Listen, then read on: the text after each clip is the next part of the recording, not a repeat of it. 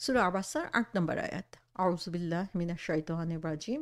ওয়া আম্মা মান জাআকা ইয়াসআ, যে আপনার কাছে দৌড়ে আসলো। এখানে আমরা দেখি যে কার কথা বলা হচ্ছে, যিনি হচ্ছেন রাসূল সাল্লাল্লাহু আলাইহি ইসলামের কাছে খুব আগ্রহ ভরে আম জানতে এসেছিলেন এবং তাকে প্রশ্ন করছিলেন, এবং আমরা অলরেডি জানি যে তিনি হচ্ছেন আব্দুল্লাহ ইবনে মাকতুম, আ যে অন্ধ সাহাবা, তিনি এখানে এসেছিলেন।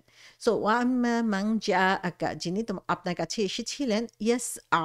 ইয়াসআ শব্দটা হচ্ছে এখানে ইম্পোর্টেন্ট। আমরা দেখি যে এর আগেও আমরা ইয়ের মধ্যে দেখেছি, যেখানে সূরা নাজিয়াতে বলা হয়েছে সুম্মা আদবারা ইয়াসআ, অতঃপর সে প্রতিকার চেষ্টায় প্রস্থান করল।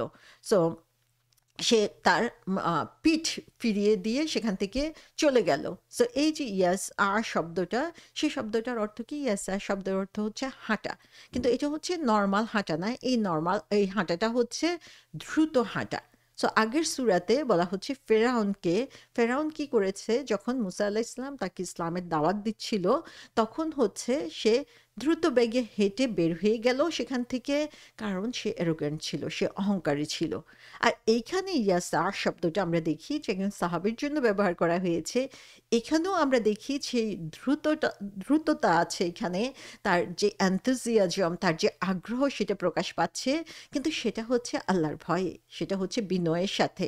সো সেম শব্দ ব্যবহার করা হয়েছে, কিন্তু ২ টা হচ্ছে অপোজিট ডিরেকশনে, ২ টা হচ্ছে ২ কাজে আমরা এখানে দেখতে পাচ্ছি। সো ইয়াসআ শব্দটা দিয়ে আমরা সাই শব্দটার সাথে পরিচিত। আমরা যখন হজে যাই, উমরায় যাই, তখন হচ্ছে তাওয়াফ করি এবং আম আ সাফা মারওয়াতে হচ্ছে আমরা সাই করি। সাইতে আমরা কি করি? দ্রুত হাঁটি। সো এখানে হচ্ছে আম এই সাই শব্দটাই থেকে ইয়াসা এসেছে, যে আ দৌড় না, কিন্তু দৌড়ের চেয়ে কম, কিন্তু নরমাল হাঁটার চেয়ে দ্রুত গতিতে যখন হাঁটা হয়, সেটাকে হচ্ছে ইয়াসা বলা হয়ে থাকে। সো ফেরাউন হচ্ছে তার যে ইভিল প্ল্যান ছিল, তার যে কুটবুদ্ধি ছিল, সেটা নিয়ে সে দ্রুত সেখান থেকে বের হয়ে গেল। আর এখানে আমরা দেখি যে সে অন্ধ সাহাবী হচ্ছে ভালো ইন্টেনশন নিয়ে রাসূল সাল্লাল্লাহু আলাইহি ইসলামের দিকে দ্রুত এগিয়ে এসেছে। এবং এইখানে সাহাবীর যে বৈশিষ্ট্য বর্ণনা করা হয়েছে, সেটা হচ্ছে ইয়াসা, তার যে আগ্রহ, সেই আগ্রহটা আল্লাহ সুবহানাহু ওয়া তাআলা এখানে বর্ণনা করেছেন। অর্থাৎ আল্লাহ সুবহানাহু ওয়া তাআলা পছন্দ করেন মানুষের মধ্যে এই যে আগ্রহ, জানার আগ্রহ, মানার আগ্রহ, করার আগ্রহ। এই আগ্রহটা আল্লাহ সুবহানাহু ওয়া তাআলা এত বেশি ভালোবাসেন যে এই কোয়ালিটিটাই তিনি এখানে বর্ণনা করেছেন আব্দুল্লাহ ইবনে মাকতুমের জন্য। এবং এখান থেকে আমরা দেখি যে আগ্রহ প্রকাশ করা, আগ্রহের সাথে দিনের পথে এগিয়ে যাওয়া এবং সেটা মানার জন্য চেষ্টা করাটা, এটা হচ্ছে আল্লাহ সুবহানাহু ওয়া তাআলার এত পছন্দনীয় যে সেটা কোরআনে পর্যন্ত স্থান পেয়ে গিয়েছে। সূরা জুমআতে আমরা দেখি বলা হয়েছে যে, হে মুমিনগণ, জুমার দিনে যখন নামাজে আজান দেওয়া হয়, তখন তোমরা আল্লাহর স্মরণের পানে ত্বরা করো। সো এখানে আমরা দেখি ইযা নুদিয়া লিস-সলাতি মিন ইয়াউমিল জুমআতি ফাসআউ। এই যে সাও শব্দটা এখানে দেখতে পাচ্ছি, সেটাও এখানে ব্যবহার করা হয়েছে, এবং এটা কি, যে তোমরা দ্রুত বেগে এগিয়ে যাও, সেটা বুঝানো হয়েছে। সো এখানে এই যে দ্রুততা, এই যে আগ্রহ, এই যে eagerness, সেটাকে হচ্ছে আল্লাহ সুবহানাহু ওয়া তাআলা খুব প্রমিনেন্টলি ফোকাস করেছেন। তারপরে ৯ নম্বর আয়াতে বলা হচ্ছে ওয়া হুয়া ইয়াখশা। আরেকটা গুণ কি তার? এমত অবস্থায় যে সে ভয় করে। তাহলে এখানে আমরা দেখি যে সাহাবীর ২ টা বৈশিষ্ট্য আল্লাহ সুবহানাহু ওয়া তাআলা আমাদের সামনে তুলে ধরেছেন। একটা হচ্ছে জানার আগ্রহ, এবং সেটা হচ্ছে তার কাজের মধ্যে প্রতিফলিত হওয়া। সে যে দ্রুত বেগে এসেছে সেই জানার আগ্রহ থেকে, সেটা আল্লাহ সুবহানাহু ওয়া তাআলা এখানে ফোকাস করছেন। আর ৯ নম্বর আয়াতে তিনি বলছেন যে তার মধ্যে আল্লাহর ভয় ছিল। ইয়াখশা, খাশিয়া শব্দটা, এই শব্দটার সাথে আমরা পরিচিত আছি, এবং এর অর্থ হচ্ছে যে ভয় পায়। এবং খাশিয়া শব্দটা হচ্ছে কি? খাশিয়াটা হচ্ছে আল্লাহ সুবহানাহু ওয়া তাআলাকে ভয় পাওয়া, কারণ তার বিরাটত্বের জন্য। এটা এই ভয় না যে তিনি শাস্তি দিবেন সেজন্য ভয় পাচ্ছি, বরং আল্লাহ সুবহানাহু ওয়া তাআলার বিশাল ক্ষমতাকে আমরা এখানে ভয় পাচ্ছি, এবং সে কারণেই ইয়াখশা বলা হচ্ছে এখানে। এবং ওয়া হুয়া ইয়াখশা, হুয়া শব্দটা এখানে আলাদাভাবে, ইয়াখশা বললেই বুঝা যেত যে তিনি হচ্ছেন আল্লাহকে ভয় পান। আল্লাহর ব্যাপারে তার মনে ভয় রয়েছে। কিন্তু হুয়া শব্দটা এখানে স্পেসিফিক ভাবে ইউজ করা হয়েছে আবার গুরুত্ব দেওয়ার জন্য, এবং এর মাধ্যমে আল্লাহ সুবহানাহু ওয়া তাআলা সাহাবার উপরে আবার গুরুত্ব দিয়েছেন যে তার যে স্পেশাল কোয়ালিটি, এবং আল্লাহ সুবহানাহু ওয়া তাআলা আমাদেরকে বলছেন যে তার স্পেশাল কোয়ালিটি হচ্ছে আল্লাহকে ভয় করা, এবং on the other side same স্পটের মধ্যে তোমরা দেখবা আরেকজন রয়েছে যার মধ্যে হচ্ছে আল্লাহর কোনো ভয় নাই। সো স্পেসিফিকভাবে এটা তুলে ধরার কারণ হচ্ছে একটা কন্ট্রাস্ট সেখানে আছে, সেটার প্রতিও আমাদেরকে গুরুত্ব দিতে হবে।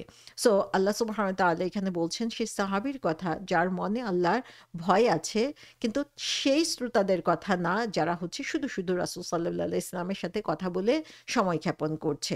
এবং এখানে বলা হচ্ছে ওয়াহুয়া ইয়াখশা, যে তিনি সেই যিনি হচ্ছেন ভয় পান, এবং এর মাধ্যমে যে ইবনুল আল মাকতুমের কথা বলা হচ্ছে যে আম, তিনি শুধুমাত্র আল্লাহকে ভয় পান, in on contrast to Quraysh leader. So তাকশা বা ইয়াকশা শব্দটা হচ্ছে তার কোনো জিনিসকে ভয় করা যে জিনিসটা হচ্ছে আমার চেয়ে গ্রেটার, আমার চেয়ে বিশাল, আমি জানি তার ক্ষমতা এবং সেই ক্ষমতায় বিশ্বাস করি দেখি তাকে ভয় পাই। সো আল্লাহকে ভয় পাওয়ার যে একটা বিশাল কোয়ালিটি তার ছিল সেটা আল্লাহ সুবহানাহু ওয়া তাআলা এখানে তুলে ধরেছেন। সো এখানে ওয়াহুয়া ইয়াকশার যে মিনিং তাফসীরকারগণ বলেছেন যে এটা দুইটা মিনিং হতে পারে। একটা হচ্ছে যে তিনি খুব বিনয়ী ছিলেন এবং আল্লাহকে অনেক বেশি ভয় করতেন। আবার এর আরেকটা অর্থ হতে পারে যে তিনি যেহেতু অন্ধ ছিলেন এবং গরিব ছিলেন, তিনি ভয় পেতেন যে মানুষ তার সাথে কি ধরনের আচরণ করবে। সো এর মধ্যেও আমরা দেখি যে তার যে প্রবল আগ্রহ ছিল কোরআনকে জানার জন্য, সে কারণেই হচ্ছে তিনি রাসূল সাল্লাল্লাহু আলাইহি ইসলামের কাছে দ্রুত গতিতে ছুটে এসেছিলেন, এবং এটাই আল্লাহ সুবহানাহু ওয়া তাআলা ভালোবাসেন, এবং এই জিনিসটাকে আল্লাহ সুবহানাহু ওয়া তাআলা কোরআনে উল্লেখ করেছেন যে তার মনে আল্লাহর ভয় সেটা তার অন্তরকে যেভাবে পরিশুদ্ধ করেছে, তার সাথে সাথে তার আমলের মধ্যে, তার কাজের মধ্যে যে আগ্রহে প্রকাশ পেয়েছে, এই দুইটা জিনিসই হচ্ছে আল্লাহ সুবহানাহু ওয়া তাআলার পছন্দনীয়। সো একদিকে আমরা দেখছি যে তার অন্তরের অবস্থা, অন্তরের যে পিউরিফাইড অবস্থা সেটা আল্লাহ সুবহানাহু ওয়া তাআলা বুঝাচ্ছেন, আবার তার কাজের মাধ্যমে সেই অবস্থার যেই অম প্রতিফলন ঘটেছে সেটাও আল্লাহ সুবহানাহু ওয়া তাআলা এখানে বুঝাচ্ছেন। সূরা নাজিয়াতে ২৬ নম্বর আয়াতে বলা হয়েছে যে ভয় করে, ইন্না ফি যালিকা লাইব্রাতাল লিমান ইয়াখশা। আবার এখানেও দেখি আমরা ইয়াখশা শব্দটা এসেছে, যে ভয় করে তার জন্য অবশ্যই এতে শিক্ষা রয়েছে। অর্থাৎ যার মনে আল্লাহর ভয় আছে সে অবশ্যই এই কথাগুলো যখন শুনবে, কোরআনের কথাগুলো যখন শুনবে, তখন সে এখান থেকে লেসন নিতে পারবে। সো এখানে আরেকটা জিনিস আমরা দেখি যে আল্লাহর কোরআন সবাই শুনে, অনেকেই শুনে, অনেকেই হচ্ছে আমরা বারবার পড়ছি, হয়তোবা অর্থও পড়ছি, কিন্তু সেটা আমার মনে যেভাবে আলোড়ন সৃষ্টি করার কথা, এখান থেকে আমার যে লেসন নেওয়ার কথা, এর মাধ্যমে আমার জীবনকে যে পরিবর্তন করার কথা, সেটা আসলে সবার জন্য আম সম্ভব হয় না। কারণ হচ্ছে তার মনে আল্লাহর যে ভয়, সে ভয়টা তার নাই, এবং এইজন্য আমাদেরকে সতর্ক হতে হবে। আমরা এই যে কোরআন শুনছি, কোরআন পড়ছি, কোরআন বুঝার জন্য চেষ্টা করছি, কোরআন কি আমার মনে আলোড়ন সৃষ্টি করছে? কোরআনের কথা শুনে আমার অন্তর কি বিগলিত হচ্ছে? যদি না হয় তাহলে বোঝা যাবে যে কোরআন যেভাবে আমার মনে স্থান পাওয়ার কথা, আল্লাহর ভয় যেভাবে স্থান পাওয়ার কথা, সেটা আমার মনে নাই। সে কারণেই হচ্ছে কোরআন থেকে যে শিক্ষা নেওয়ার কথা সেটা আমি নিতে পারছি না। তাহলে আমাকে এখনই কেয়ারফুল হতে হবে, সচেতন হতে হবে যে কিভাবে আমি আল্লাহর ভয়টা নিজের মাঝে সৃষ্টি করব। সো দিনের জ্ঞান অর্জনের জন্য ২ টা জিনিস দরকার। একটা হচ্ছে প্রবল আগ্রহ, আরেকটা হচ্ছে আল্লাহর ভয়। সো আল্লাহ সুবহানাহু ওয়া তাআলা আব্দুল্লাহ ইবনে মাকতুম রাদিয়াল্লাহু আনহুকে এত সম্মানিত করেছেন, আমরা দেখি যে কোরআনে তার কথা সরাসরি উপস্থাপন করেছেন, এবং তিনি কেন সম্মানিত সেটাও আমাদেরকে জানিয়ে দিয়েছেন যেন আমরা তার মতো হওয়ার প্রয়াস করতে পারি।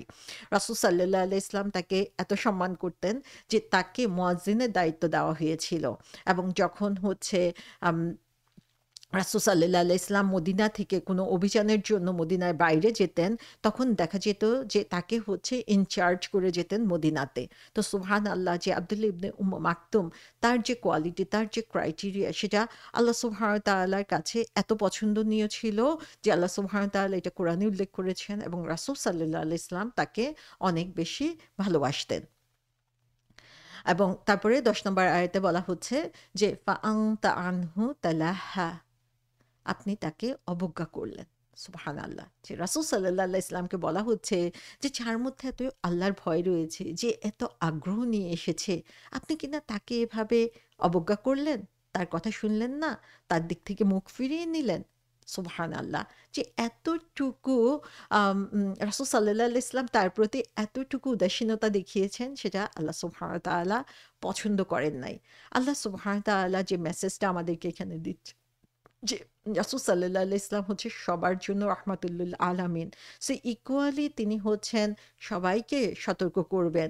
সে ধনী হোক বা গরিব হোক, সে শক্তিশালী হোক বা সে দুর্বল হোক, সে সম্মানিত হোক অথবা সে দরিদ্র হোক, যেকোনোভাবেই হোক না কেন, পুরুষ হোক, মহিলা হোক, ইয়াং হোক, ওল্ড হোক, সবার জন্য তিনি যে ওয়ার্নিং দিচ্ছেন বা মেসেজটুকু পাঠিয়েছেন, সবার প্রতি সমান আম আ আ অ্যাটেনশন তাকে দিতে হবে।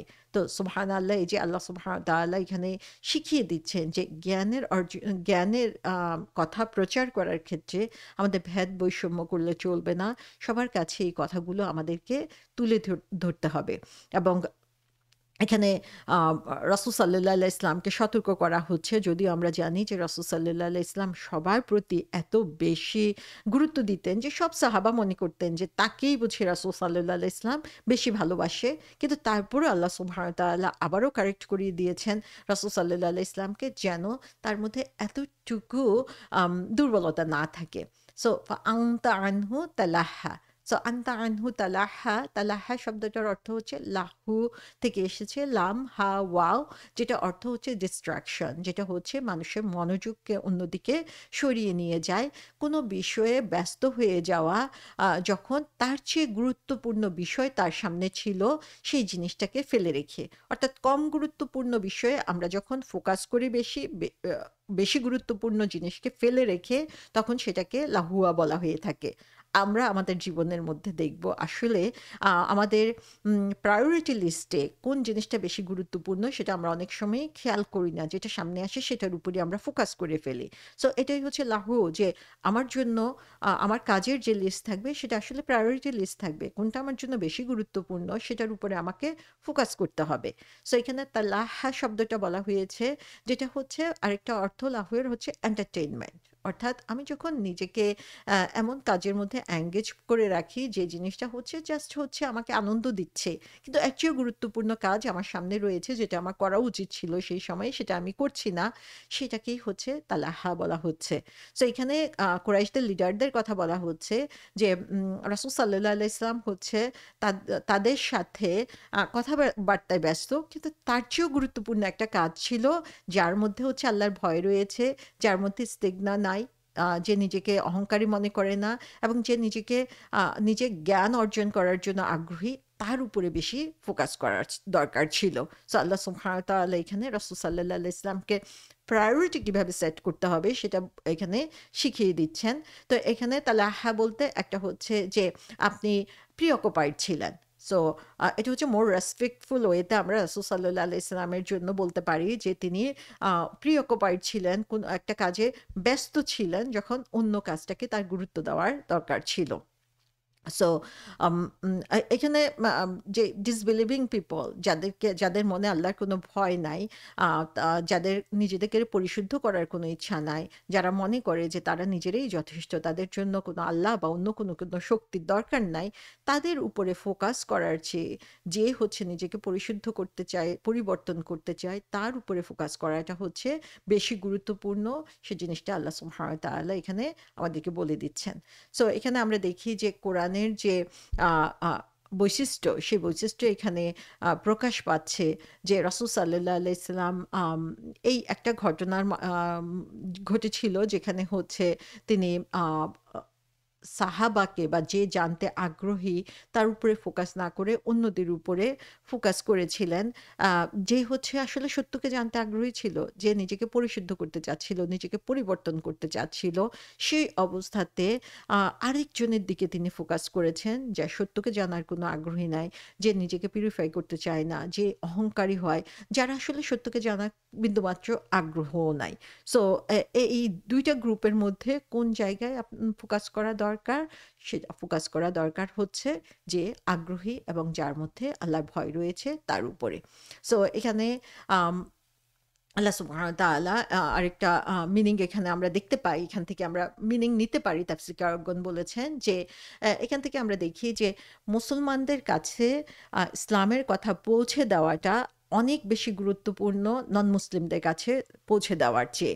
আমরা অনেক সময় নন মুসলিম কান্ট্রিতে যারা থাকি তাদের অবশ্যই একটা চিন্তা থাকে যে যারা নন মুসলিম তাদের কাছে আমরা ইসলামের কথা পৌঁছাবো কিভাবে? সেটার জন্য আমরা একটা পেরেশানি অনুভব করি। কিন্তু যেখানে সমসাময়িকভাবে আমরা দেখি যে মুসলমানরা রয়েছে যাদেরকে বললে তারা আরো বেশি উপকৃত হবে, তারা আরো বেশি ডিভোটেড হবে এবং আরো বেশি সুন্দর করে আল্লাহর দ্বীনটাকে চর্চা করতে পারবে, তাদের উপরে তখন আমাদের ফোকাসটা দিতে হবে। ২ টাই ইম্পোর্টেন্ট, কিন্তু যখন ২ টা পাশাপাশি এসে যায় তখন আমাদের মূল ফোকাস হবে যারা হচ্ছে মুসলিম তাদের উপরে। কারণ আমরা মুসলিম হিসাবে আমরা যদি নিজেদেরকে সঠিকভাবে গড়তে না পারি, তাহলে আমরা কিন্তু সঠিক এক্সাম্পল তাদের সামনে তুলে ধরতে পারছি না।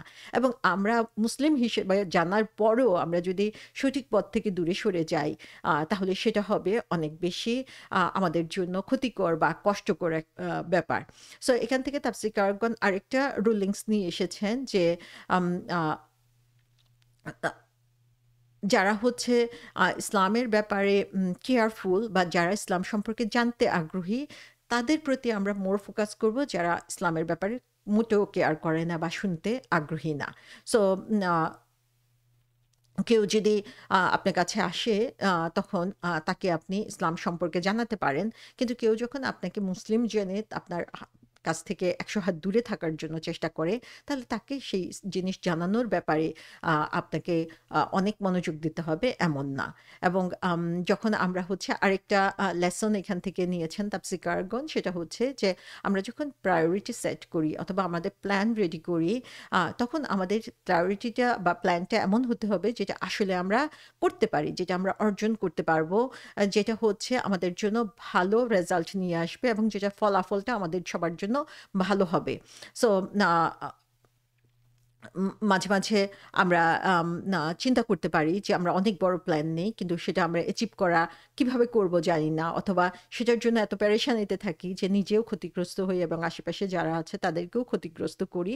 সেরকম পরিস্থিতিতে আমাদেরকে আসলে চিন্তা করতে হবে যে এই প্রায়োরিটিটা আমরা কিসের ভিত্তিতে নিচ্ছি এবং সেটা আমাদের জন্য কতটুকু ভালো রেজাল্ট নিয়ে আসবে।